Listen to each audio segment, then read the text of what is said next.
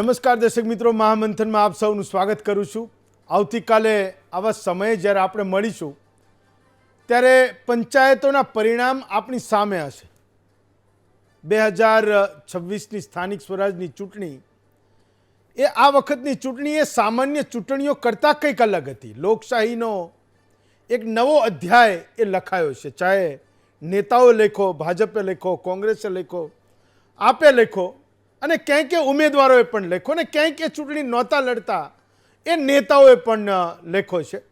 જે ક્યારેય ના બનતી વાતો એ મારીને તમારી સામે બની છે. સારી વાતો બહુ ઓછી હતી, નરસી જાજી હતી, પણ આજે દિવસ નથી કે એની આપણે વાત કરીએ કે 700થી વધુ બેઠકો એ બિનહરીફ થઈ. આ કુલ ચૂંટણીની બેઠકોની એ 60% જેટલી બેઠકો થાય છે. તો હું એ સરેરાશ જોતો હતો કે આ 700 બેઠકો ઉપર કુલ કેટલા મતદારો છે. તો એવા 17 લાખ જેટલા મતદારો છે જેમને આ બેઠકો બિનહરીફ થઈ. એના કારણે એ મતદાનની તક જ ન મળી, એમને પસંદગીનો મોકો જ ના મળ્યો કે એમના વોર્ડમાં કે પંચાયતની બેઠકમાં એ સાચો કે ખોટા ઉમેદવારની એ સરખામણી કરે અને એના આધારે મત આપે. તો મત આપવાનો અધિકાર એ 17 લાખથી વધુ લોકોનો એ માત્ર કાગળ પર રહી ગયો. અગાઉ ક્યારેય આટલી મોટી સંખ્યામાં સ્થાનિક સ્વરાજની ચૂંટણીમાં એ બેઠકો બિનહરીફ થઈ નથી.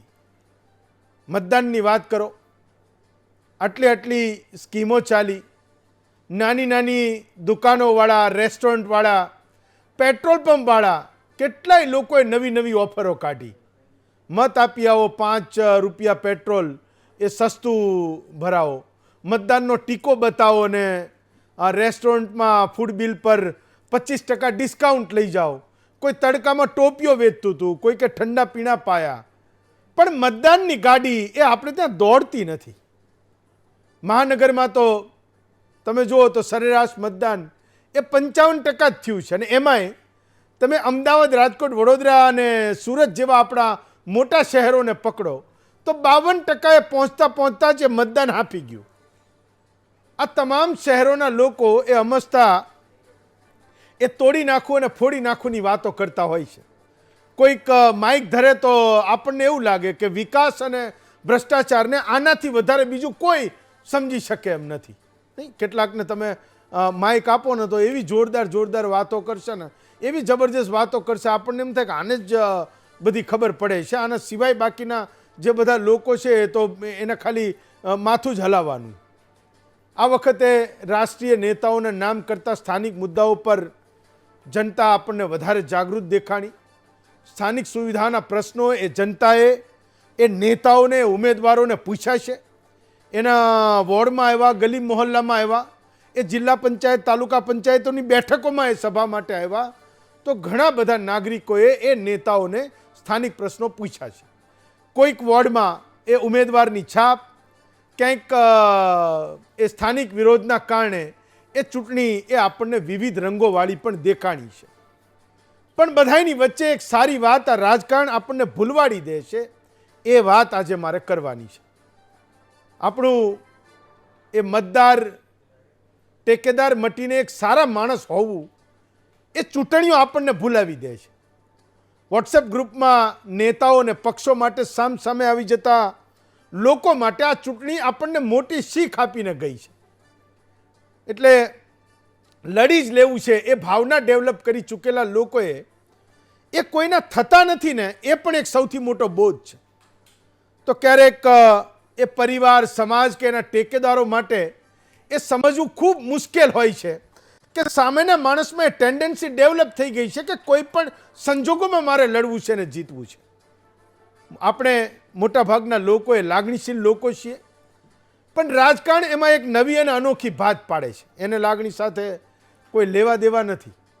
પંચાયતોની આ જે ચૂંટણી છે એ કેટલાક એવા બીજ વાવે છે જેના ફળ આવતા કેટલાક પરિવારો, કેટલાક સમાજ અને કેટલાક ગામોએ એની જે કિંમત ચૂકવવી પડે છે એની ચિંતાએ આપણે કરવાની જરૂર છે. એક ઘરમાંથી બે લોકો અલગ અલગ પક્ષોમાંથી ચૂંટણી લડતા હતા, એ સમાચાર પણ હતા. કોઈ એક ગામના બે વિરોધીઓ એ તાલુકા પંચાયત કે જિલ્લા પંચાયતની ચૂંટણી લડતા હોય એવું પણ બન્યું છે. ક્યાંક દેરાણી જેઠાણી વહુ સસરા પણ ચૂંટણી લડ્યા છે. તાલુકા જિલ્લાના બે રાજકીય વિરોધીઓ પણ સામસામે હશે. એમનો પક્ષ લઈને કોઈ કહેતો હતો અને કહેતી હતી, એ આપણે ત્યાં બહુ ચાલે છે. ચૂંટણીઓ એના એવા વમળો પેદા કરે છે જેને સમવા માટે મેં કીધું એમ ક્યારેક વર્ષો લાગી જાય છે અને એનું નુકસાન એ બહુ મોટું થાય છે. આ ચૂંટણીનો બોધ એ હશે કે કોઈ નેતા અને પક્ષ માટે એ અંદરો અંદરના આપણે ઝઘડા ના કરીએ, કોઈ વેરઝેર ન થાય, તો પરિણામના દિવસે એ જોઈ લઈશ અને બતાવી દેવાવાળા લોકો એ ઊંડા શ્વાસ લે અને એ યાદ રાખે કે મહાભારતમાં અભિમન્યુએ જેમ 7 કોઠા વીંધાતા એમ સામાજિક અને પારિવારિક જીવનમાં આવતી તમામ મુશ્કેલીઓના એ ચક્રવ્યૂહ પણ આપણે જાતે જ ભેદવાના હોય છે. આપણી મદદે કોઈ આવતું નથી. તો આપણે જેને રાજકારણમાં નેતા માન્યા હોય, જેને અર્જુન અને કૃષ્ણ માન્યા હોય, એ કંઈક જ્યારે આપણને જરૂર પડે ત્યારે કોઈક અલગ મોરચે લડતા હોય. કારણ કે જેમ અભિમન્યુને એ ચક્રવ્યૂહમાં અંદર જવાની જ ખબર પડતી હતી, એને બહાર કેમ આવવું એની ખબર નહોતી પડતી. એમ નાના નાના ગામમાં કોઈનો પક્ષ લેતા તો આપણને તો ખૂબ આવડે છે, પણ એમાંથી છટકવું કેમ એ મોટે ભાગે આપણને આવડતું નથી. અંતે કોઈ દુશાસનનો દીકરો વિરાટ એ આપણા માથામાં ગદા મારી જાય અને આપણું પૂરું થઈ જાય, એ જ ટાઈમે આપણું ઢીમ ઢળી જાય. તો આટલા વર્ષો સુધી ગુજરાતની નાની મોટી ચૂંટણીઓ જોયા પછી જે અનુભવ છે એની વાત કરું છું. આજે આપણે પત્રકારો પાસેથી એ જાણવાનું છે કે પરિણામ પહેલાંની રાત્રે એમના મતે એ આખરે પરિણામ છે શું અથવા શું થવાનું છે. 15 મહાનગરપાલિકા, 84 નગરપાલિકા, 34 જિલ્લા પંચાયતો અને 260 તાલુકા પંચાયતોમાં એ પરિણામ શું હશે એ હું આપને આજે કેટલાક પત્રકારોથી રૂબરૂ કરાવું છું ને એ મહામંથનમાં એ તમારા કેટલાક પ્રશ્નોની વાત કરશે. આમ તો 12 કલાક પછી એ પરિણામ મારીને તમારી સામે આવવાના શરૂ થશે, પણ એ પહેલાંની એ 12 કલાક પહેલાંની જે કવાયત છે, જે કેટલાક લોકોએ કરી છે, નેતાઓએ કરી હશે, પક્ષોએ કરી હશે, તો પત્રકારોએ પણ કરી છે. તમે પણ તમારી બેઠક બોર્ડમાં એ કવાયત કરી હશે, તો એ પત્રકારોને તમને આજે હું મહામંથનમાં મળાવું છું.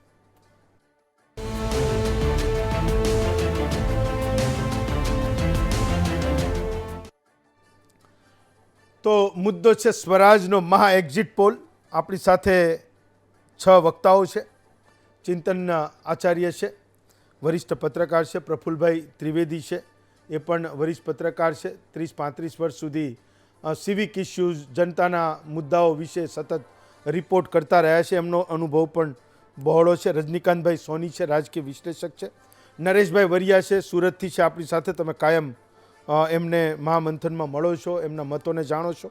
જપ્તવ્ય યાજ્ઞિક છે, એને પણ વડોદરાથી આપણી સાથે બેઠા છે, એના મતોને પણ તમે જાણો છો. ખૂબ યુવા પત્રકાર છે અને નાના મોટા મુદ્દાઓ પર એ રિપોર્ટ પણ કરતા રહ્યા છે. અનિરુદ્ધ નકુમથી પણ મહામંથનના દર્શકો એ મોટેભાગે પરિચિત છે. પહેલાં અમારી ટીમમાં કામ કરતા હતા, હવે એ પોતાનું સ્વતંત્ર પત્રકારત્વ કરે છે અને રાજકોટ અને સૌરાષ્ટ્રના મોટાભાગના મુદ્દાઓમાં એમનું પોતાનું એક સ્ટેન્ડ હોય છે અને એમની એક સમજ પણ હોય છે. તો રાજકીય મુદ્દાઓમાં પણ આ તમામ પત્રકારોની એક સમજ છે. ચિંતન થોડી વારમાં જોડીશું, પણ એ પહેલાં હું તમામનો આભાર માનું છું કે તમે સૌથી પહેલાં તો અમારી સાથે જોડાયા, તમારો મત લઈને આવ્યા. તો પ્રફુલભાઈ, શરૂઆત તમારાથી કરું છું કે આપણે ત્યાં મતદાનની ગાડી મેં કીધું કે એક્સેલરેટ ના કરી તો ઓછું મતદાન ને વધારે મતદાન ને એના ઉપરથી મોટાભાગના લોકો એ અનુમાન લગાવતા હોય છે. જેમ બંગાળમાં 92% ઉપર મતદાન થયું તો ઘણા બધાએ કીધું કે ભાઈ સરમાં કપાયા તો દીદીએ 5%, 10% મતદાન વધાર્યું હશે. અને ભાજપે એવું કીધું કે ભાઈ મતદાન વધ્યું છે તો દીદી સામેનો આક્રોશ છે તો લોકો એ મતદાન કરવા ગયા છે. તો મોટા ભાગે નેતાઓ, પક્ષો, ઇવન પત્રકારો પણ મતદાન ઓછું વધારે થાય એનાથી એક આકલન કરતા હોય છે. આ કોઈ નવી પેટર્ન નથી. આપણે ત્યાં મહાનગરોને જુઓ તો 52-55%માં આપી જાય. ગઈ વખતે કોરોના હતો, 42-48%ની વચ્ચે બધા મહાનગરોનું મતદાન હતું. જિલ્લા પંચાયત અને તાલુકા પંચાયતોમાં ગામડાના લોકોએ ખૂબ ભાગ લે છે, પણ છતાં પણ તાલુકા પંચાયતમાં 67% અને જિલ્લા પંચાયતમાં 66% સુધી મતદાન પહોંચી શક્યું છે. તો તમે મને કહો, ભાજપ, કોંગ્રેસ અને આપ ત્રણેયમાંથી લોસ કોને છે અને ગેઇન કોને છે? હેમંતભાઈ, ગયા વખતના જે પરિણામો હતા એ જી આ વખતની મતની પેટર્ન જી અને જે સોશિયલ મીડિયામાં અને બીજા માધ્યમોમાં ચાલેલો પ્રચાર, જી આ બધાનું જો તમે એનાલિસિસ કરો જી તો ગયા વખતના પરિણામોને આ વખતના પરિણામોમાં બહુ મોટો તફાવત નહીં જોવા મળે. એટલા માટે કે જે આપણે દેખીતું જે 2 કે 3% જે મતદાન વધ્યું છે, જી દાખલા તરીકે અમદાવાદ છે, હા. એમાં ગયા વખતે 41 પોઈન્ટ સમથિંગ હતું હા. અને આ વખતે 51.88 છે. જી તો એ જે વધ્યું છે ને મતદાન, હા. એ સરના કારણે પણ છે. કારણ કે સરના કારણે જે ડુપ્લિકેટ મતો હતા, કોઈનું અવસાન થઈ ગયું હતું, કોઈની બદલી થઈ ગઈ હતી, કોઈ અન્યત્ર રહેવા ગયા હતા, એ બધા નામો નીકળી ગયા. એને કારણે પણ 2 થી 3% મતોમાં ફેર પડ્યો છે. એટલે વાસ્તવિક મતદાન કેટલું છે એ પણ એમાં આપણે ચકાસવું રહ્યું. વાસ્તવિક મતદાન એટલું નથી વધ્યું કે જેટલું આપણે માની રહ્યા છીએ. અને જે વધ્યું છે એમાં કોઈ એવું બહુ મોટી ઉલટફેર થવાની શક્યતાઓ એટલા માટે નથી કે ગયા વખતે 6 જે મહાનગરો છે એ ભારતીય જનતા પાર્ટી પાસે હતા. જે જિલ્લા પંચાયત હતી, તમામ જિલ્લા પંચાયતો એમની પાસે હતી. આ વખતે જો બહુ જ મોટો ફેરફાર થાય તો લીડમાં થોડો ઘણો થાય, બાકી એ સિવાય મોટો ફેરફાર થવાની કોઈ શક્યતા દેખાતી નથી. જે 15 મહાનગરપાલિકાઓ થઈ, જે પહેલા 6 હતી ને 9 નવી થઈ, જે મહેસાણા છે, વાપી છે, નવસારી છે, પોરબંદર છે, નડિયાદ છે, મોરબી છે, આ જે 9 નવી અને 6 જૂની, એટલે આ જે મહાનગરો છે એ હંમેશા ભાજપ સાથે રહે છે. એટલે ત્યાંય બહુ ફેર પડવાનો નથી. ત્યાંય તે ભારતીય જનતા પાર્ટીની સત્તા આવશે એવું સ્પષ્ટ દેખાઈ રહ્યું છે. અને જિલ્લા પંચાયતોમાં પણ એ જ પરિસ્થિતિ છે. તાલુકા પંચાયતોમાં પણ, તાલુકા પંચાયતો અને નગરપાલિકામાં આજે મારે એક ભાજપના વરિષ્ઠ નેતા સાથે વાત થઈ, એમની અપેક્ષા 90 થી 92%ની છે. એટલે ટોટલ સત્તા એમ કે બેઠકો એમના ફાળાઈ જશે એવી એમને જે અપેક્ષા છે એ સમજી ગયો. ફાઇન. એટલે સર્વત્રમાં આકલન કરો ને તો ઘણી વખત એવું લાગે છે કે જે ભારતીય જનતા પાર્ટીને જે લાભ મળે છે ને હેમંતભાઈ, એ પ્રેમના માર્યા પ્રેમ કરવાના બદલે વિકલ્પના અભાવે લોકો પ્રેમ કરે છે. સામે મજબૂત વિકલ્પ જ નથી.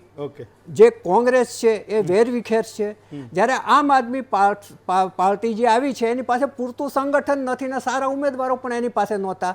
તો પછી તમારે જવું તો જવું ક્યાં? એટલે તમારે જે ખરાબ વિકલ્પોમાંથી ઓછો ખરાબ કર્યું છે. એ પણ મોટી વાત નથી કે દાખલા તરીકે તાલુકા પંચાયતોમાં, રાધર મહાનગરપાલિકામાં પણ મેં જોયું છે કે એક વોર્ડમાં સારા અને ઉત્તમ ભણેલા ગણેલા, જેને ખરેખર સમાજ પ્રત્યે પ્રેમ હોય, શહેર પ્રત્યે પ્રેમ હોય, એવા લોકો પણ ચૂંટણી લડતા હોય છે.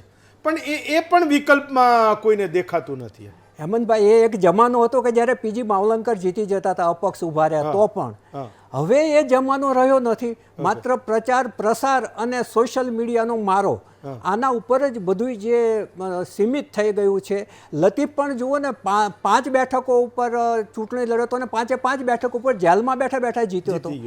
એટલે હવે સારા કોણ ને ખોટા કોણ, એટલે એ બહુ મોટો પ્રશ્ન ઊભો થઈ ગયો છે કે લોકો સારા અને ભણેલા ઉમેદવારને પણ પસંદ નથી કરતા, અને સામે એને ગમતો જે પક્ષ છે એનો નબળો ઉમેદવાર હોય તો એને પણ મત આપી દે છે. આપણને એવું લાગે કે એક લતીફ ગયો પણ આપણે વોડે કેટલા ઊભા કર્યા ને, એ બહુ મોટો આજની તારીખે પ્રશ્ન છે. નહીતર તો હેમંતભાઈ નહીતર તો પેનલો તૂટવી જોઈએ, પેનલો પણ નથી તૂટતી. યસ, ચાલો, ઓકે. નરેશભાઈ, તમારા પાસે આવું. નરેશભાઈ, એક વસ્તુ મેં એ જોઈ કે આપણે ત્યાં આટલી બધી સ્કીમો ચાલે લોકોને મતદાન માટે બહાર કાઢવાની. હું જિલ્લા પંચાયતનું મતદાન જોતો હતો.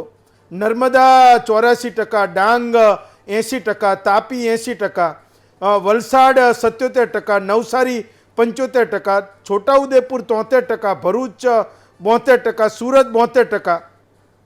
આ 72, 75, 80%, 84% જો હું કાઢી નાખું જિલ્લા પંચાયતોમાંથી, તો જે જિલ્લા પંચાયતોનું સરેરાશ 66% વોટિંગ છે એ કદાચ 56 આવીને ઊભું રહે. તો જે પ્રજા જેના માટે આપણે એવું કહીએ છીએ કે શહેરોમાં આવે એ સૂરજ એના બરડા ઉપર લે, એ તમામ મારીને તમારી મુશ્કેલીઓનો ભાર વેઠે, એ પ્રજા, એ જનતા, એ નાગરિકો એ એના પ્રશ્નો વિશે મહત્તમ સજગ છે, લોકશાહી વિશે મહત્તમ સજગ છે અને એ મત આપી આવે છે. શહેરોમાં એ આપણને ખબર નહીં, નળ ગટર પાણી એ બધું ઊભા ઊભ જોઈએ, સુવિધાઓ બધી તાત્કાલિક જોઈએ, પણ મત આપવાનું કહીશું તો કોઈને ગમતું નથી. અને આપણે એ મેં કીધું એમ કે 50, 51, 52% આપણે સીમિત થઈએ છીએ. મારો બીજો પ્રશ્ન એ છે કે તમને આ પરિણામમાં શું લાગે છે? 15 મહાનગરપાલિકા, 84 નગરપાલિકા, 34 જિલ્લા પંચાયતો અને 260 તાલુકા પંચાયતોમાંથી. નરેશભાઈ. હેમંતભાઈ, પહેલી વાત તો ગ્રામીણ વિસ્તારો અને એમાં પણ ખાસ કરીને દક્ષિણ ગુજરાતના જે આદિવાસી અંતરાળ વિસ્તારો છે એમાં કોઈ પણ ચૂંટણી હોય મતદાનની ટકાવારી વધુ રહી છે અને શહેરી વિસ્તારમાં મતદારોની ટકાવારી હંમેશા ઓછી રહે છે. આપણે કહ્યું ને કે શહેરી વિસ્તારમાં વસતો વ્યક્તિ વધુ શિક્ષિત હોય, વધુ જાગૃત હોવું જોઈએ, પણ એનાથી લોકતંત્રને જો કોઈ ધબકતું રાખતું હોય, કોઈ રાખતું હોય તો એના માટે જો ખરેખર એના જેને લોકતંત્રમાં ચૂંટણી મહાપર્વને એમાં મહાયજ્ઞ ગણોને એમાં આહુતિ આપવાની હોય તો ગ્રામીણ વિસ્તારના લોકો એમાં અગ્રેસર હોય છે. અને એનું એક કારણ એ છે, ખાસ કરીને જિલ્લા પંચાયત, તાલુકા પંચાયત, નગરપાલિકા અને મહાનગર, આપણે એને સ્થાનિક સ્વરાજ્ય કહીએ છીએ. એટલે એ ગામડાનો વ્યક્તિ હોય, છેવાડાનો વ્યક્તિ હોય, એના માટે આ જે નાના મતદાર મંડળો થઈ જતા હોય અને એને જે પણ કંઈ રોજબરોજના પ્રશ્નો હોય, એને જે પણ કંઈ હોય તો એને એક આ સારી તક મળતી હોય છે અને એટલા કારણે એ વધુ અહીંયા સક્રિય હોય છે. શહેરની વાત આવે તો શહેરની અંદર આખી બાબત બદલાઈ જાય છે. શહેરનો વ્યક્તિ બહુ બોલકો છે, કારણ કે ગામડાના લોકોને એ એટલે મતદાન કરે છે કે એને સીધા પ્રશ્નોનું સમાધાન ત્યાંથી જોતું હોય. શહેરનો વ્યક્તિ છે, બોલકો છે, પ્રચાર માધ્યમો જે છે, આપણે બધા પ્રચાર માધ્યમોના જે છે મથકો એ શહેરી વિસ્તારમાં હોય છે. તો એ સમજો મતદાન કરીને એ જાગૃત નાગરિક તરીકે ભલે ફરજ અદા ન કરતો હોય, પણ એના જે કંઈ પ્રશ્નો હોય, પીડા હોય, એને વધુ વ્યાપક રીતે એને ત્યાંથી એક માધ્યમ મળતું હોય છે. અને બીજું કે શહેરી વર્ગ એવું પણ વિચારે છે કે આવું બધું કરવાથી આપણને શું ફાયદો. અને એક વાત મારે અહીંયા જોડવી છે, આપણા કદાચ પ્રશ્નની બહારની વિગત છે. કાલે જ્યારે પરિણામ આવશે ને ત્યારે એક માધ્યમોમાં એક વાત એવી આવશે કે નોટાનો ઉપયોગ થયો અને નોટામાં એવું પણ વિશ્લેષણ આવશે કે ગ્રામીણ વિસ્તારમાં નોટાનો બહુ વધુ, તમે જોજો દાહોદ છે, દક્ષિણ ગુજરાતના ગામડા, ત્યાં નોટા તમને આંકડામાં વધુ દેખાશે. હું વર્ષોથી લગભગ 2009માં જ્યારે નોટા નહોતો ત્યારે મેં ઈવીએમનો અભ્યાસ કર્યો હતો અને નોટા આવ્યા પછી પણ મેં અભ્યાસ કર્યો છે. તો એનું કારણ એ છે કે હજુ પણ કેટલાક લોકો જે મતદાન કરવાનું હોય છે એમાં મતદાન કરતી વખતે ભૂલ કરતા હોય છે ને છેલ્લું બટનની ઉપર લાગી જાય છે. કારણ કે નોટા એક એવો શબ્દ છે કે જે કદાચ ગ્રામીણ વિસ્તારમાં ભલે જાગૃતિ સરકાર ગમે એટલી ચૂંટણી પંચ કરતું હોય, પરંતુ નોટા વિશે કોઈને લાંબી ખબર નથી અને એ અંગ્રેજી શબ્દ છે, એ કેટલાક શિક્ષિત લોકોને પણ ખબર ન હોય. ખેર, હવે ફરી વાત આવી આપણી વાત પર કે અહીંયા હવે કઈ રીતની પેટર્ન. તો આ વખતે SIR પછીની પહેલી ચૂંટણી છે. સ્વાભાવિક રીતે મતદાનની ટકાવારી આપણને ઊંચી દેખાશે ગઈ વખત કરતાં, પરંતુ પ્રફુલ્લભાઈએ વાત કરી એમ જે મતદાતાઓની સંખ્યા છે એ એટલી જ રહી છે અને જે પણ કંઈ બદલાવ આવશે એ જે મતદાતાઓની આ વખતે અલગ પ્રકારની જે પેટર્ન, ખાસ કરીને શહેરી વિસ્તારમાં સુરતની વાત કરીએ તો સુરતમાં પણ અમે જોયું છે કે લોકોને સ્થાનિક પ્રશ્નો વિશે કમસે કમ આ ચૂંટણીમાં તો થોડીક એનામાં જાગૃતતા આવી છે. જે પ્રકારે ઉમેદવારોનો એના ઘણા ઉમેદવારોના વિરોધ થયાના કારણ અલગ છે, પરંતુ પ્રજાએ પ્રશ્નો રોકીને પૂછ્યા પણ છે કે તમે દેખાતા નથી, તમે આ શું કરતા હતા. એટલે એક અલગ પ્રકારની એક ચૂંટણી લાગે છે. હવે બીજી વાત કે 3 પક્ષો છે અને સુરત એના માટે અલગ વિશેષ એટલે જ છે કારણ કે બીજે બધે એટલું બધું નથી, પણ સુરતમાં આમ આદમી પાર્ટીએ 2021માં જે પ્રદર્શન કર્યું એના કારણે સુરત ખૂબ ચર્ચામાં રહે છે અને આ વખતે પણ ચર્ચામાં રહ્યું. સૌથી મોટી જે પણ કંઈ ફાઇટ થવાની હોય બે પક્ષની તો અહીંયા દેખાય. પણ અલગ એટલે છે કે ભાજપ તમને ચૂંટણી એની જે મશીનરી છે એ સાથે લડતું જે હોય છે પરંપરાગત એ રીતે લડ્યું છે. આમ આદમી પાર્ટી અહીંયા સુરત શહેરમાં અમુક સીમિત વિસ્તારમાં લડી છે, એને સભાઓ પણ કરી છે, પણ સામે કોંગ્રેસ આપણને એવું લાગ્યું કે કોંગ્રેસ ક્યાંય દેખાતી નથી. પણ એક વાત તો સ્વીકારવી રહી કે કોંગ્રેસે આ વખતે સુરત જેવું શહેર હોય, દક્ષિણ ગુજરાતમાં ક્યાંક એને ગાબડા પડ્યા છે, ક્યાંક મેન્ડેટને કારણે એના ઉમેદવારો નથી રહ્યા મેદાનમાં, પણ સુરત જેવા શહેરમાં અમે લોકો એવી કલ્પના કરી હતી કે કોંગ્રેસનું આટલું વેરવિખેર સંગઠન છે અને નવા એક પ્રમુખ છે, એની સામે પણ સારું રહ્યું. એણે 120 ઉમેદવાર આપ્યા, 3 અલગ વાત છે, તો લડી છે. એણે પ્લાનિંગ કર્યું છે, મોટી સભાઓ નથી કરી, દેખાઈ નથી, પરંતુ પચુતા જે ઉમેદવારો થઈ એના સંપર્ક પણ થોડા ઘણા જોવામાં આવ્યા છે. એટલે જે મતની જે ગઈ વખતની સંખ્યા છે એ સંખ્યા જ રહે છે. સુરત શહેર તો હું એટલું કહું કે ચારેય મહાનગરોમાં સૌથી વધુ મતદાન પાછું સુરત શહેરમાં પણ નોંધાયું છે, એ અમારા માટે સારી વાત છે. પણ તમે શરૂઆતમાં એવું કહ્યું બિનહરીફની અંદર 17.5 લાખ લોકોએ મતદાન નથી આપ્યું. હેમંતભાઈ, અમારા માટે કાલે ખરેખર એક એવો દિવસ હતો કે જે 18.5 લાખ અમે સુરતીઓને મતદારથી વંચિત રાખ્યા, એ બિનહરીફ સાંસદ મુકેશ દલાલ, અને જેના કારણે આ ચૂંટણીનું આખું બવંડર થયું લોકસભાનું, એ નિલેશ કુંભાણીએ મત આપ્યા. એટલે અમને ખરેખર તમે કહો, અમે તો આ ભોગવી ચૂક્યા છીએ બિનહરીફની જે પીડા હોય છે. ઠીક છે, એટલે આ વખતની ચૂંટણીમાં પણ એક મુદ્દો હતો. સ્થાનિક મુદ્દાઓ ચર્ચાયા છે સુરત શહેરમાં, દક્ષિણ ગુજરાતમાં પણ ઘણા છે, પણ મેં કહ્યું કે દક્ષિણ ગુજરાતમાં હવે કોંગ્રેસની એટલી હાજરી આમ છે ખરી, પરંતુ સત્તાની અંદર એની ભાગીદારી ઘટી છે, રહી નથી. પણ જે પ્રકારે આખી ચૂંટણી હું જોઉં છું તો કોંગ્રેસ માટે સુરત જેવા શહેરમાં પણ એક એને ફરી પાછું ખાતું ખુલે એવી પણ શક્યતા લાગે. ચાલો અનિરુદ્ધ, તો મૂળ રાજકોટ અને સૌરાષ્ટ્ર રિજન એ શું કહે છે તમારા મતે? કશું જવાનું છે ભાજપ માટે? કંઈક કોંગ્રેસ કે આમ આદમી પાર્ટી કંઈ લઈ જવાની છે, અથવા એના ભાગે કંઈ આવવાનું છે કે કેમ? કારણ કે સૌથી વધારે લડી લેવાની વાતો એ સૌરાષ્ટ્રમાં થઈ છે. પ્રજામાં પણ એ ક્યાંક જુસ્સો દેખાતો હતો, ક્યાંક એ નેતાઓને જે અહીંથી અમદાવાદ અને ગાંધીનગરથી જતા હતા એ ત્યાં જઈને તલવારો મંડાતા ખેંચવા, અને ઉમેદવારો તો રાધર સૌરાષ્ટ્રમાં ક્યારેય મોડા પડે એવું બને નહીં. ચૂંટણી લડનારો માણસ એ ક્યારેય ઢીલો ન પડે. તો ભાજપના ફાળે શું આમ આદમી, કોંગ્રેસ, અને ઓવરઓલ પિક્ચર તમને શું લાગે છે નગરપાલિકા, મહાનગરપાલિકા અને પંચાયતોમાં? હેમંતભાઈ, તમે જુઓ ને રાજકોટ ને સૌરાષ્ટ્રની અંદર તો દુઃખની વાત છે, બહુ ઓછું મતદાન થયું. જે પ્રમાણે મતદાન થયું, લોકોના પ્રાથમિક સુવિધા માટે જો લોકો મતદાન ન કરે તો એ દુઃખની વાત કહેવાય. લોકોએ આ વાતને ગંભીરતાપૂર્વક લેવી જોઈએ. બીજો વસ્તુ કે SIR ના આવવાના કારણે શું થયું કે ગયા વખતે જે પાર્ટીને 25,000 મત મળ્યા હતા ને, એ જ આ વખતે 5,000ની ઘટ આવી છે, એટલે 20,000નું મતદાન થયું છે. SIRના કારણે રાજકોટ અને સૌરાષ્ટ્રની અંદર મતદાનની જે મતદાન ઘટ્યા છે 5,000, દરેક વોટની અંદર 5 થી 7,000નો ઘટાડો આવ્યો છે મતદારો. આ મતદારો ઘટ્યા છે, મતદાન નથી થયું, એ કોના તરફ છે, કેવી રીતે છે, એ અત્યારે કાલે જ ખબર પડે. પણ તમે સૌરાષ્ટ્ર, તમે જે રાજકોટ મહાનગરપાલિકાની વાત કરો તો આ વખતે ભાજપે અમુક વોર્ડની અંદર ક્યાંક જ્ઞાતિવાઇઝ સમીકરણો બરાબર નહોતા, એના કારણે ક્યાંક પેનલ કપાવવાની પણ બીક એ લોકોને લાગી રહી છે. એટલે એક રિપોર્ટ પ્રમાણે રાજકોટની અંદર 72માંથી 52 બેઠકો ઉપર અત્યારે ભાજપ, અને 9 થી 11 કોંગ્રેસ, અને 6 થી 8 કદાચ પહેલી વાર રાજકોટ મહાનગરપાલિકાની અંદર આપની એન્ટ્રી થઈ શકે છે એવી અત્યારે પૂરેપૂરી શક્યતા છે. જે પ્રમાણે વોટિંગ થયું છે, રાજકોટના 6 વોર્ડ છે ને પાટીદાર પ્રભુત્વના વોર્ડ છે, એ વોર્ડની અંદર બહુ મોટી વાત છે કે પાટીદારે બહુ મોટા પ્રમાણમાં મતદાન કર્યું છે. હવે પાટીદાર કઈ બાજુ રહ્યા છે, આપ બાજુ ગયા છે, કોંગ્રેસ બાજુ ગયા છે કે ભાજપ બાજુ ગયા છે, એ કાલે ખબર પડશે. પણ આ જે વોટની પરંપરા જે આવેલી ને, જે તમે જો, એ બહુ મોટી વાત છે.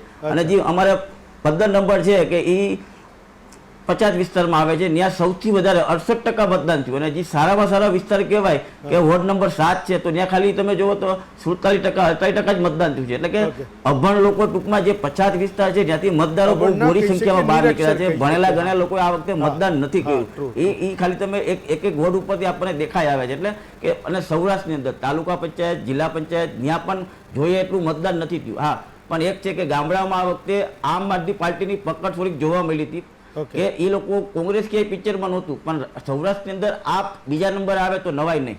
ઓકે ચિંતન, તો તમને ગેઇન લોસ શું લાગે છે મહાનગરપાલિકા, નગરપાલિકા ને તાલુકા જિલ્લા પંચાયતમાં? જુઓ મને આ વખતની ચૂંટણી ઘણી અલગ લાગી, વિચિત્ર એટલા માટે કહું છું કારણ કે અત્યાર સુધી ક્યારેય એવું નહોતું થતું કે નાગરિકો સત્તાધારી પક્ષના વિરુદ્ધમાં કોઈ એવું વલણ અપનાવતા હોય એમનો સ્થાનિક અસંતોષ હોય કેટલાક સુવિધાના કામોને લઈને કે જેથી કરીને ક્યાંક બેનર લાગે કે અમારા ત્યાં પ્રચાર કરવા ન આવું, પણ કેટલીક સમજાવટોને અંતે લગભગ માની જતા ત્યાંના નાગરિકો. પાર્ટીની અંદર અસંતોષ હોય ટિકિટને લઈને અને કેટલાક કાર્યકર્તાઓ નિષ્ક્રિય થઈ જાય એનો પાર્ટીને થોડોક રંજ હોય, પણ લગભગ મોટાભાગે ભાજપની વાત કરું તો એ લોકો ભાજપ હંમેશા મતદારો ઉપર મુશ્તાક એટલા માટે રહ્યું છે કારણ કે કેટલાય વખતથી ઘણી બધી ચૂંટણીઓમાં એવી પેટર્ન બની ગઈ છે કે ભાજપ બહુમતી લઈ જ લે. મહત્તમ કિસ્સામાં ગયા વખતની ચૂંટણીની જો વાત કરીએ આપણે તો ગઈ વખતે જેટલી બેઠકો હતી એની લગભગ 90% કરતાં વધારે બેઠકો ભાજપને મળી હતી, એ આપણને બધાને યાદ છે. પણ હવે આપણે ચૂંટણીની આ વખતની ચૂંટણીની જો વાત કરીએ તો મહત્તમ નાગરિકોએ રોષ ઠાલવ્યો છે. જે પ્રચાર કરવા આવતા હતા તેમને ભાજપના લોકોને આવવા ન દીધા અને એવું પણ કહ્યું કે ભાઈ તમે અહીંથી જતા રહો, તમે અમારા આ કામ નથી કર્યા. એટલે ક્યાંક હું એવું માનું છું કે છુપો અસંતોષ લોકોમાં છે.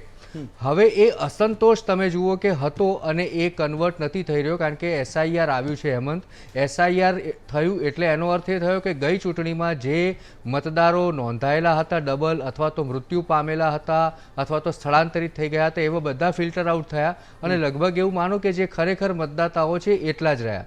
હવે એમાં પણ જો મતદાનમાં સરેરાશ ઓછી નોંધાય કારણ કે તમે જુઓ બંગાળમાં આપણે એવું કહેવાય છે કે SIR પછી આટલું મોટું મતદાન થયું એની અસર SIR જ છે કારણ કે જેટલા મતદાર ખરેખર જેન્યુઅન હતા એ બધા જ વોટિંગ કરવા ગયા એટલે સ્વાભાવિક રીતે મતદાનની ટકાવારી ઊંચી ગઈ. પણ એનાથી વિપરીત ગુજરાતમાં આ વખતે થયું છે, મતદાનની ટકાવારી ઓછી રહી છે. એટલે જે અસંતુષ્ટ લોકો હતા એ લોકો જ વોટ કરવા ગયા હશે એવું હું નથી માનતો.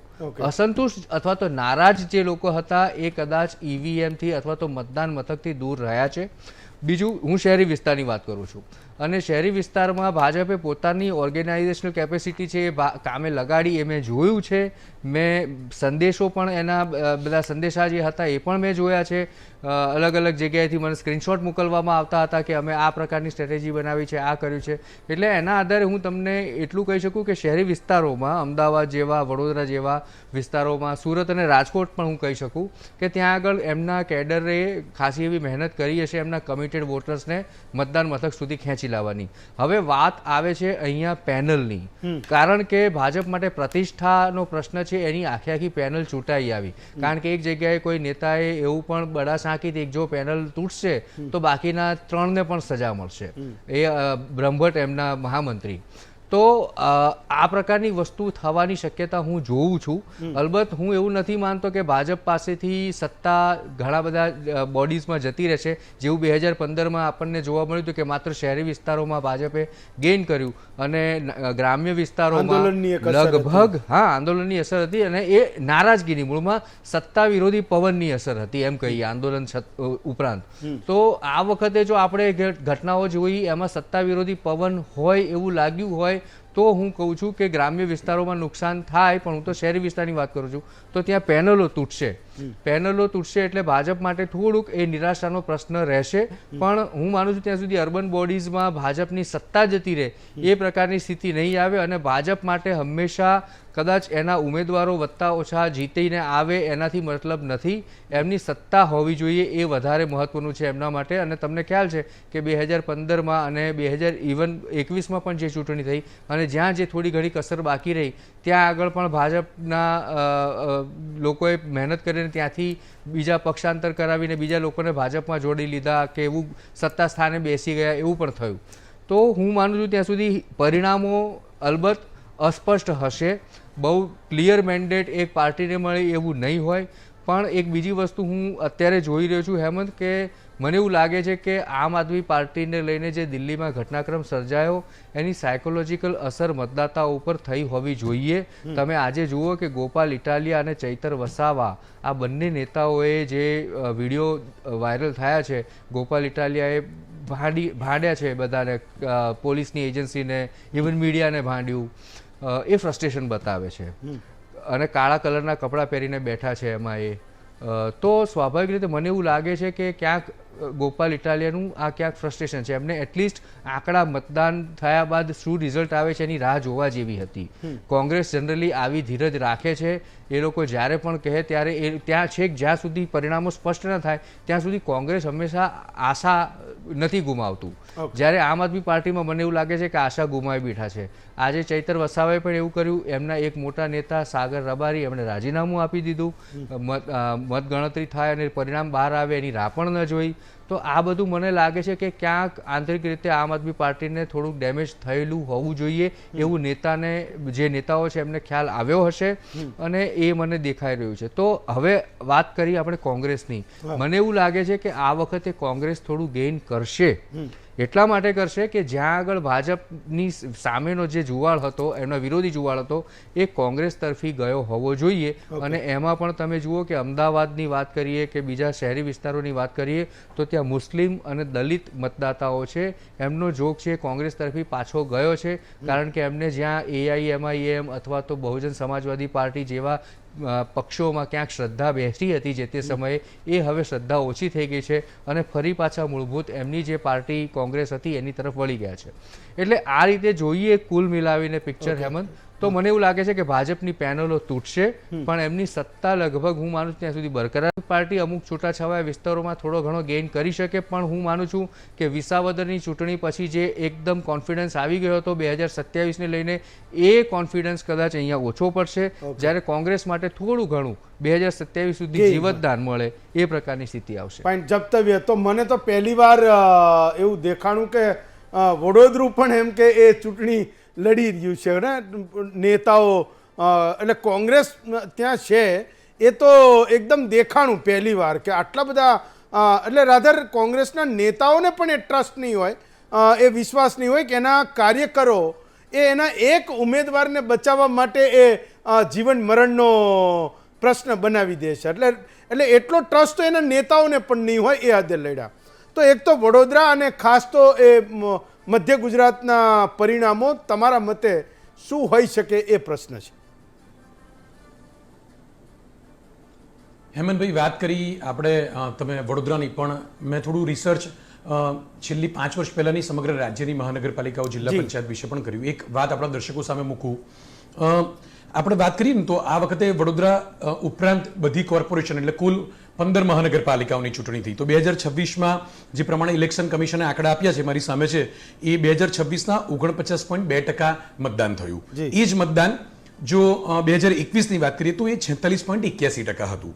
એવી રીતે જિલ્લા પંચાયતમાં જે 34 જિલ્લા પંચાયત છે એમાં 2026માં 61.61% મતદાન થયું, જે 2021માં 66.68% હતું. તાલુકા પંચાયત આપણે 2 દિવસ પહેલા જ્યારે ચર્ચા કરતા હતા, એટલે જ્યારે મતદાનના દિવસે, ત્યારે આપણે સવારે જોયું હતું કે ભાઈ પંચાયત વિસ્તારમાં, ગ્રામ્ય વિસ્તારમાં મતદાન સારું થઈ રહ્યું છે શહેરી વિસ્તાર કરતાં, પણ આંકડા જે આવે છે એ 2026માં 62.38% તાલુકા પંચાયતમાં મતદાન થયું, જે 2021માં 66.84% હતું. એવી રીતે નગરપાલિકાઓમાં 84 નગરપાલિકાઓમાં 59.50% થયું, જે સરખામણીની વાત કરીએ તો 2021માં 49.5%. એટલે એમાં જાજો ફેર નથી. આ મતદાનની ટકાવારી એટલે સમજવી જરૂરી છે કે ક્યાંક અલગ અલગ દિશાઓમાં એવી ચર્ચા ચાલતી હતી કે મતદાનની ટકાવારી વધી છે. સીધી રીતે સ્પષ્ટ સમજવાનું છે કે કોઈ પ્રકારે મતદાનની ટકાવારી વધી નથી, માત્ર સંતુષ્ટ થવા પૂરતી વાત છે.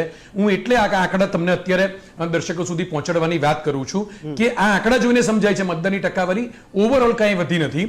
ઉપરથી હું એવું માનું છું કે ઘટી છે, કારણ કે મતદાતાઓની સંખ્યા છે એ પણ ઘટી છે. SIR બાદ ગુજરાત રાજ્યના હું માનું છું તે મતદાતાઓ ગત ચૂંટણી કરતા આ વખતની ચૂંટણીમાં સ્વાભાવિક છે કે ઘટ્યા હતા. એટલે નાગરિકોની સંખ્યા ઘટી, મતદાતાઓની સંખ્યા ઘટી, તો વધારે ટકાવારી જે દેખાય છે એ ઓછા મતદાતાઓની સંખ્યા સાથે સરખામણી કરીને સામે આવેલો આંકડો છે. હું માનું છું કે કદાચ હું સ્પષ્ટ રીતે સમજાઈ શકું છું અને દર્શકો પણ સમજી રહ્યા છે. હવે તમે વાત કરીએ આપણે 15 મહાનગરપાલિકાઓની, તો 1001 બેઠક પર 3135 ઉમેદવારો મેદાનમાં હતા. અને એમાં વડોદરાની જો સ્પેસિફિક વાત કરીએ તો વડોદરા શહેરમાં 53.34% મતદાન થયું. હવે આ મતદાનના આંકડા પણ સમજવાની એટલે જરૂર છે કે વડોદરા શહેરમાં જો 53.34% થયું, જિલ્લા પંચાયતમાં 72.30% થયું, તાલુકા પંચાયતમાં 73.5% થયું, અને જે નગરપાલિકાઓ છે 4 એમાં 76.34% થયું. હવે સમજો કે સવારે 7 વાગ્યાથી 11-12 વાગ્યા સુધીમાં જે મતદાનની ટકાવારી નોંધાતી રહી એની સરખામણીએ ગરમીના કારણે મતદાનની ટકાવારી ઓછી છે એવી વાત હતી, પણ હાળી બપોર પછી તો એકદમની મતદાનની ટકાવારી વધી ગઈ. તો આ પણ એક નવી વાત છે કે મતદાતાઓ ગરમીમાં એકદમ જાગૃત થઈ ગયા અને બહાર નીકળી આવ્યા અને પહોંચી ગયા. હવે સાલી આ વાત એ પણ એટલે સમજવાની છે કે 3 થી 6 દરમિયાન જે મતદાનની ટકાવારી વધી છે હેમંતભાઈ, એ પણ ચોંકાવનારી છે. એકદમ 12-15% મતદાનની ટકાવારી વધી ગઈ. હું માનું છું એટલી ફાસ્ટ સિસ્ટમ ચાલી કહેવાય, ઈવીએમ એટલા જલ્દીથી મતદાનની ટકાવારીને સ્વીકારી લીધી, ખરેખર ચોંકાવનારી છે. મતદાનની ટકાવારીની એ વાત થઈ. હવે આ મતદાનની ટકાવારી મેં એટલે કહી કે એક વાત સ્પષ્ટ થઈ જાય કે કદાચ જો નાગરિકોમાં કે કોઈ પ્રકારે એવી વાત હોય કે મતદાનની ટકાવારી વધી છે એટલે લોકો વધારે જાગૃત થાય, મતદાન વધ્યું છે, એવું મને જરાય નથી દેખાતું. હવે તમે વાત કરી કે ઉમેદવારોના ભવિષ્ય કેવા હશે આવતીકાલે, એટલે કોણ જીતશે ને કોણ હારશે.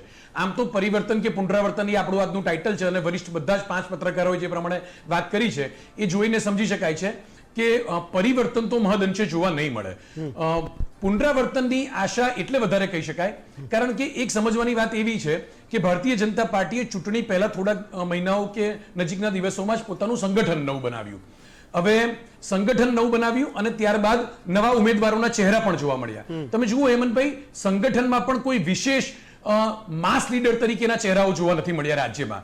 જગદીશ વિશ્વકર્માને બાદ કરતા જેઓ પૂર્વ મંત્રી રહી ચૂક્યા છે અને મધ્ય ગુજરાતમાં અમદાવાદ વાળો ભાગ જોઈએ તો તેઓ પોતે ઉદ્યોગપતિ તરીકેની પણ કદાચ ઓળખ ધરાવે છે અને સામાજિક ઓળખ હશે, તો એમને બાદ કરતા અને ધારાસભ્ય તો એમના સિવાયના કદાચ મહામંત્રીઓ જે છે એ એકદમ નવા ચહેરાઓ છે.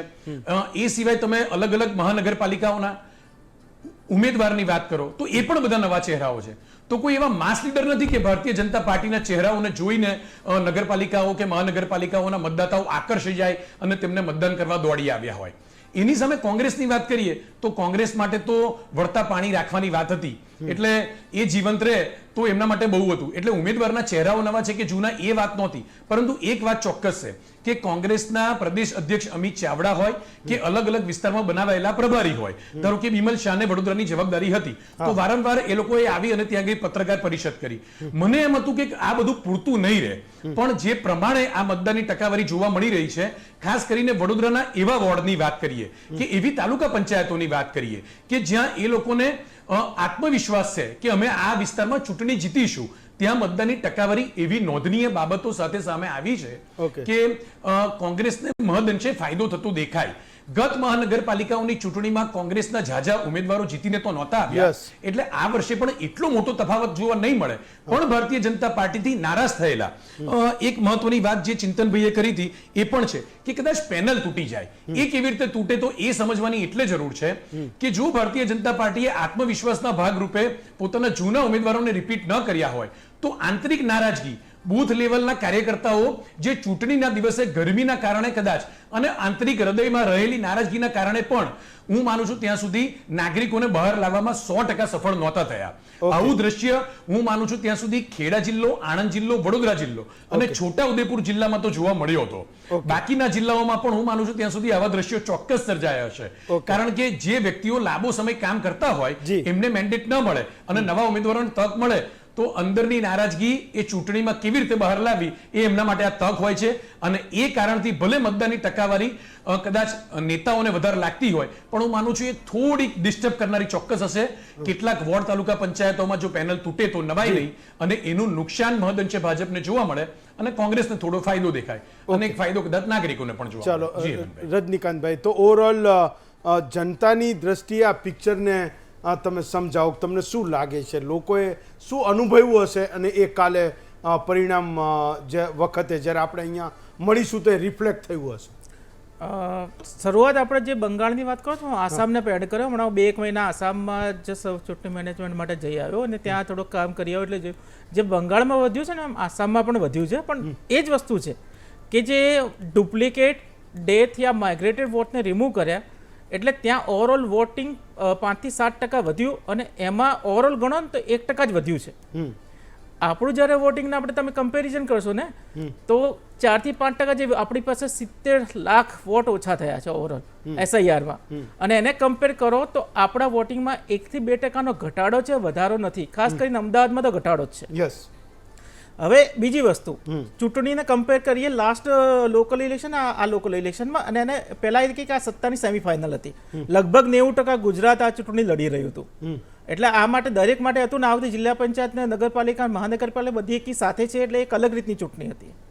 આ ચૂંટણીમાં તમે એક રીતે જુઓ તો બીજેપી લડતી હતી 156 મતલબ 162 જેટલા ધારાસભ્ય અને લગભગ દરેક જિલ્લા પંચાયત તાલુકા પંચાયતના સંગઠન સાથે, અને એને નવા પ્રદેશ પ્રમુખ આવ્યા જેમને પ્રૂવ કરવું હતું કે મારે જૂનાનું પરફોર્મન્સ એને બેટર કરવું હતું. એટલે ફર્સ્ટ રાઉન્ડમાં એમને એક કામ કર્યું નિર્વિરોધ જીતાડવાનું, અને એમાં એમને 300 આ વખતે 700 થી ઉપર કામ કરી બતાવ્યું. આ નંબર 1. એમાં તમે જે કહ્યું ને 17-17.5 લાખ લોકો મતદાનથી વંચિત રહ્યા, જે લોકશાહી માટે બહુ ખરાબ વસ્તુ કહેવાય. મારા ઘણા બધા મિત્રોએ મને એક વસ્તુ કહ્યું કે હવે કદાચ ઇલેક્શન કમિશન એવું કરી દેવું જોઈએ કે ભલે એક જ માણસ ઉભો રહે નોટાની સાથે ચૂંટણી લડે, એની ચૂંટણી થવી જોઈએ. નહીં ગમે તો નોટાને વોટ આપશે. આપ્યા છે ને ઇન્દોરમાં 2.5 લાખ વોટ પડ્યા છે નોટાને, બરોબર છે. આ થવું જોઈએ નંબર 1. નંબર 2, કોંગ્રેસ પોતાના 12 ધારાસભ્યોનું લગભગ ક્યાંય સંગઠન કે કશું ના હોય, નવા પ્રદેશ પ્રમુખ સાથે લડી છે, પણ એની પાસે સંગઠનને ઓછું નહોતું. જ્યારે આમ આદમી પાર્ટી 5-1 ધારાસભ્યો સાથે ફરીથી કાઠું કાઢવા માટે કોશિશ કરતી હતી, પણ એને ઉપરથી થોડીક ધક્કો લાગ્યો છે, જેને બિલકુલ એના જે પાઠક સંદીપ પાઠક છે જે ગુજરાતના પ્રભારી હતા એને પાર્ટી બદલી છે. એટલે મોરલ એમનો થોડું ડાઉન થયું. પહેલા હતા અને એમને આખું ગુજરાતને 0 થી ઊભું કર્યું હતું. હાલ પણ એનું જે મેનેજમેન્ટ હતું એમના હાથમાં હતું, એમને ઘણું બધું કામ ચાલુ કર્યું હતું. હવે એમને જુઓ કે શરૂઆત બીજેપીથી કરી, બીજેપી પૂરી મહેનત સાથે સારી રીતે કામ કર્યું, ખાસ કરીને ત્યાં મહેનત કરી. તમે વોટિંગ ટકાવારી અમદાવાદમાં જુઓ, વડોદરામાં જુઓ કે રાજકોટ, જ્યાં કોંગ્રેસે સારા કેન્ડિડેટ આપ્યા છે, સારી લડાઈ છે, ત્યાં વધારે મતદાન થયું છે.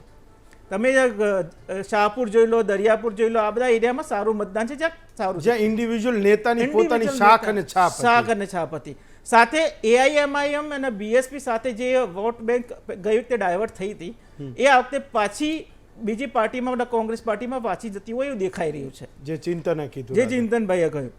એ જ વસ્તુ તમને એ જ કહું છું કે તમે જ્યારે આમ આદમી પાર્ટીને કહો તો ડેફિનેટલી જ્યારે વિધાનસભાની ચૂંટણીમાં આવ્યું ત્યારે પણ રાજકોટમાં એક સીટ પર એ નંબર 2 રહ્યું હતું, જ્યાં કોંગ્રેસના કેન્ડિડેટની પાસે ગયા હતા, અને ઘણા બધા એની પાસે ઇન્દ્રેન્દ્ર રાજગુરુ સહિતના ઘણા અમુક લોકો સારા લોકો હતા, જે પછી પાર્ટી પણ બદલી, પણ રાજકોટમાં એમને સંગઠનનું કામ કરેલું હતું. એના લીધે આમ આદમી પાર્ટી સૌરાષ્ટ્રમાં જ એક્સપેક્ટેશન, સુરત પછી સૌરાષ્ટ્રમાં એક્સપેક્ટેશન રાખે છે. સુરતમાં એની સીટો થોડી ઘટે એવું બને, પણ સુરતમાં ફરીથી એ નંબર 2 પાર્ટી છે, એ 100% છે. કોંગ્રેસે સારી મહેનત કરી છે, દેખાણું કોંગ્રેસ એ જ સારી મહેનત કહેવાય. જે નરેશભાઈએ કીધું કે કોંગ્રેસ પણ સુરતમાં કોંગ્રેસ 1 થી 4 સીટ લાવે તો નવાઈ નહીં. નંબર 1. વડોદરામાં કોંગ્રેસ બહુ સરસ દેખાઈ, જે કોંગ્રેસ નહીં વિશ્વાસ નહીં હોય, અને ત્યાં કેટલી જગ્યાએ પેનલો તૂટે, કોંગ્રેસ 10 સીટો સુધી પહોંચે તો નવાઈ નહીં. જ્યાં સીટો વધે છે તો બીજેપી 90-92% જીતી હતી, તો લોસ પહેલો એને જ થાય છે. આમ આદમી પાર્ટીને ડિપ્રેશન એ વાતનું છે કે જુનાગઢમાં એની એક્સપેક્ટેશન વધારે હતી, અને ખાસ કરીને ભાવનગર, કે ભાવનગરમાં એના પાસે ધારાસભ્ય પણ છે. ભાવનગરમાં એટલે ભાવનગરના ગારિયાધારમાં ધારાસભ્ય છે, ભાવનગર લોકસભા પણ લડ્યા, ત્યાં એમને લગભગ કોઈ પરફોર્મન્સ દેખાતું નથી. પણ મોરબી, રાજકોટ, જુનાગઢમાં એમનું પરફોર્મન્સ દેખાય છે, ત્યાં એમને અમુક સીટો મળતી દેખાઈ રહી છે.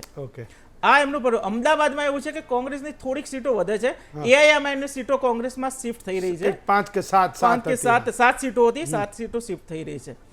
એના સિવાય તમે જ્યારે ઉત્તર ગુજરાતમાં જુઓ તો સૌથી તમે મસ્ત વાત કહી કે આપણો આદિવાસી સમાજ છે, એના જે એરિયા તમે જે કરે, નર્મદા કહો, ડાંગ કહો, વલસાડ કહો, એમને સારું મતદાન કર્યું અને લોકતંત્રને સાચી રીતે જીવંત રાખ્યું છે. અને એની જ આપણે એને પ્રશંસા કરીએ. મને ઘણા લોકો તો એવું કહ્યું કે જ્યાં સારું મતદાન થાય ને ત્યાં ફંડ વધારે આપવું જોઈએ. ખરેખર સરકારે વિચારવું છે કે જ્યાં સારું મતદાન થશે ને ત્યાં 2-5% ફંડ વધારે આપીશું તો જ આ મતદાન વધશે.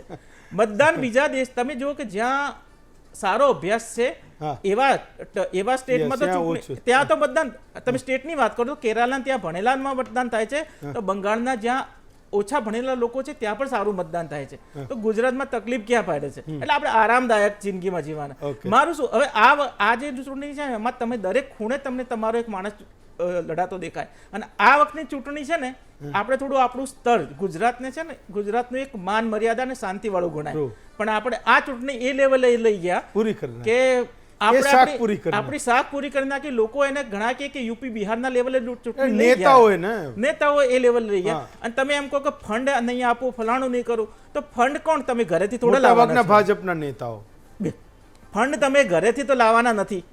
અને એવું તમે નક્કી થોડું કરશો કે આ વોર્ડમાં હું ફંડ આપું ના આપું. તમને વોટ, તમે જે વોર્ડમાં જીત્યા છો ને એમાંય તમને 20-25% તો તમારા વિરોધમાં મત પડ્યા છે.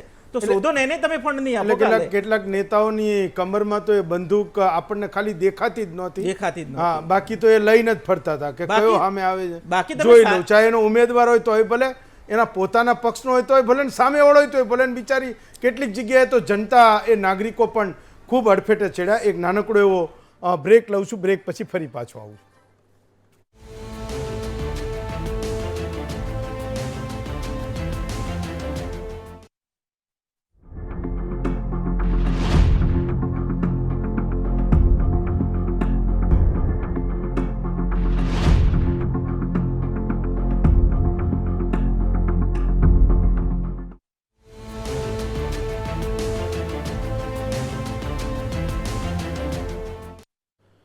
બ્રેક પછી સ્વાગત કરું છું આપનું મહામંથનમાં. પ્રફુલભાઈ, એક વાતની નવાઈ એ છે આ ચૂંટણીમાં કે 9 મહાનગરપાલિકાઓ જે નવી બની એમાંથી 6 મહાનગરપાલિકાઓને તમે જુઓ તો બધામાં 60% ઉપર એ મતદાન થયું. વાપીમાં 72 થયું, મોરબીમાં 65 થયું, નવસારીમાં 65 થયું, મહેસાણામાં 64 થયું, નડિયાદમાં 63 અને કરમસદ આણંદમાં એ 61-62% એ મતદાન થયું. તો આ નવી મહાનગરપાલિકાઓમાં લોકોનો આટલો બધો ઉત્સાહ એ દેખાય છે શું? આખરે અમદાવાદ કરતાં વાપીમાં 20-22% જેટલું વધારે મતદાન થાય તો એ શું બતાવે છે કે પહેલીવાર નગરપાલિકામાંથી મોટા થઈ રહ્યા છે?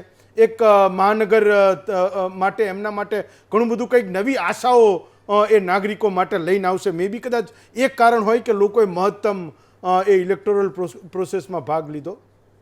હેમંતભાઈ, જે શહેરી વિસ્તાર છે ને એના કરતાં નાના ટાઉનમાં હંમેશા મતદાન ઊંચું થતું હોય છે. આપણે પહેલાં પણ વાત થઈ કે આપણે જે વિસ્તારમાં પછાત ગણતા હોઈએ છીએ કે ઓછું ભણેલા કે એવું આપણે સમજતા હોય છે ત્યાં મેક્ઝિમમ મતદાન થાય છે. જેમ હમણાં આપણે આદિવાસીઓનો પણ દાખલો આવ્યો હતો.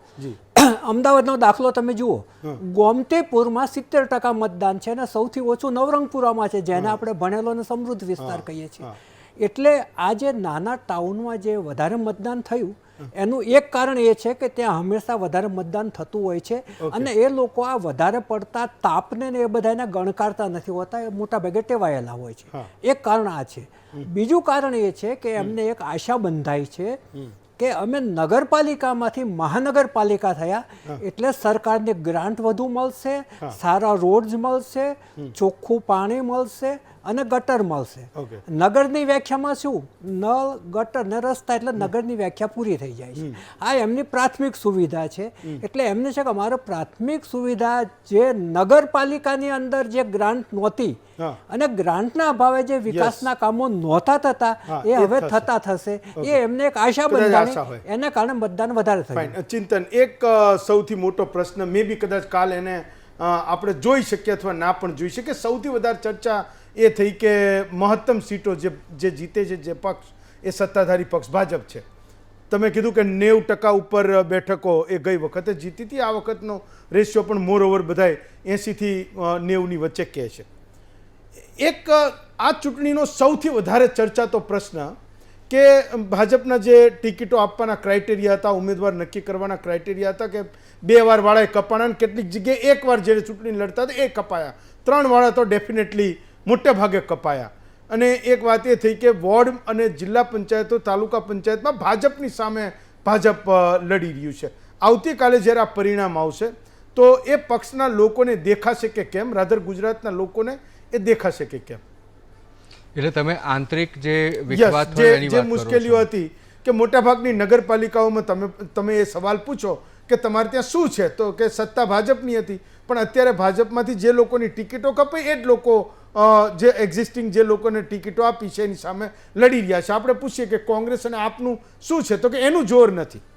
એટલે હું તમને આ થિયરી ઉપરથી એક વસ્તુ સમજાવું. સૌથી પહેલાં એક સ્પષ્ટતા એ કરીશ કે નીચે ટીકરમાં હમણાં ચાલતું હતું કે ચિંતન આચાર્યનો એવો મત છે કે મેન્ડેટ સ્પષ્ટ નહીં હોય. મેન્ડેટ નહીં, હું મેન્ડેટ જ્યારે આખા ગુજરાતની જ્યારે વાત થતી હોય કે હંગ એસેમ્બલી કે હંગ પાર્લામેન્ટ એવી રીતે નહીં, પણ તમે અત્યારથી કોઈ સ્પષ્ટ એના પરિણામો શું છે કરી ના શકો એ પ્રકારનું છે. બીજી ગ્રામ્ય વિસ્તારમાં પેનલ તૂટશે એવું કહે છે લખેલું, પણ મારો અર્થ એવો નથી. ગ્રામ્ય વિસ્તારમાં પેનલ નથી હોતી, શહેરી વિસ્તારોમાં પેનલ તૂટશે, એટલે ગ્રામ્ય વિસ્તારોમાં સીટો ઘટશે. હવે આપણે વાત કરીએ છીએ આંતરિક અસંતોષની ભાજપના. તો હેમંત, આમાં તમે જુઓ કે આંતરિક અસંતોષ ફૂટી નીકળે છે, પણ પાછળથી ઘણી બધી જગ્યાએ આપણે જોયું છે. ઇવન વિધાનસભામાં પણ તમે જુઓ કે જે લોકોએ ભાજપમાંથી ટિકિટ માંગી હોય ને એમાંના કેટલાકને ન મળી હોય અને એમણે અપક્ષ દાવેદારી કરી હોય અને પછી એ પાછા ભાજપને સપોર્ટ કરે છે. તો આવા કિસ્સામાં હું માનું છું ત્યાં સુધી અપક્ષ જે લોકો લડે છે પાછળથી યેનકેન પ્રકારે ભાજપ તરફી થઈ જતા હોય છે. એટલે જ્યારે પછી બોર્ડ મળવાનું હોય ત્યારે એ હાથ ઊંચો કરે તો સ્વાભાવિક રીતે એક વસ્તુ તમે જુઓ કે જે બાજુ સત્તા હોય અથવા તો જે બાજુ બહુમત હોય એ બાજુ આવા અપક્ષો ભલે ભાજપમાંથી અસંતુષ્ટ ના હોય, એ ઇન્ડિવિજ્યુઅલી પોતાની રીતે પણ અપક્ષ તરીકે ઊભા રહ્યા હોય તો પણ એ ભાજપ તરફી થઈ જાય છે. મને એક ખ્યાલ છે કે વડોદરામાં એક બહેન છે અંકિતા પરમાર કરીને ટિકિટ મળી છે, બહુ મોટા ઇન્સ્ટાગ્રામમાં કંઈક સ્ટાર વાર છે. તો એ બેનની સામે કોઈ બેને અસંતુષ્ટ થઈને ફોર્મ ભર્યું. એમણે એમ કહ્યું કે હું એટલા માટે ભરું છું કે મને અંકિતા પરમાર પસંદ નથી, પણ જો હું ચૂંટાઈને આવીશ તો ફરી પાછી ભાજપમાં જ વળી જઈશ. એટલે આ એક એ બહાર આવેલી વસ્તુ છે, પણ આ ફિનોમિનન હું જોઉં છું કે લગભગ ઘણી બધી જગ્યાએ થતો હોય છે. એટલે તમે અસંતોષની જે વાત કરો છો એમાં જેને પણ અપક્ષ રીતે ભર્યું હશે ફોર્મ, હા, આશીષ જોશી જે વડોદરામાં કોંગ્રેસ તરફી થયા એવા લોકોને અપવાદરૂપ ગણું છું, પણ જે અપક્ષ તરીકે ભરે છે એ તો સત્તા પક્ષ બાજુ જ વળી જાય છે, એવો જનરલ ટ્રેન્ડ રહેતો હોય છે. તો હું એવું નથી માનતો કે એનાથી ભાજપને નુકસાન થશે. પછી પાછળથી મનામણા જે રિસામણા થાય છે એના મનામણા થઈ જશે અને પછી એ લોકો પડખે થઈ જશે.